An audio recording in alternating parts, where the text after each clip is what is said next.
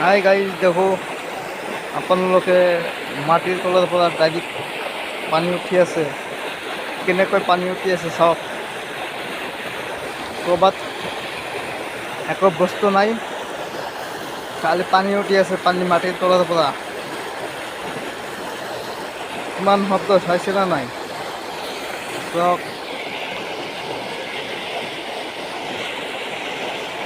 এইটো হ'ল ৰাস্তা,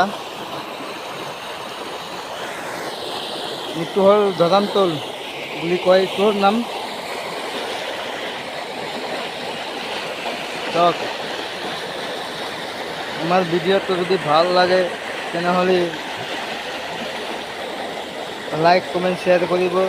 একটু চাবৰ কাৰণে যদি আহে ফাৰ্ষ্টত জাগিৰোড আহিব, জাগিৰোড আহি কিনে ধৰমতল নেলি বাজাৰ আছে, নেলি বাজাৰৰ পৰা ধৰমতল আহিব, ধৰমতলৰ পৰা এইটো দেখা পাব।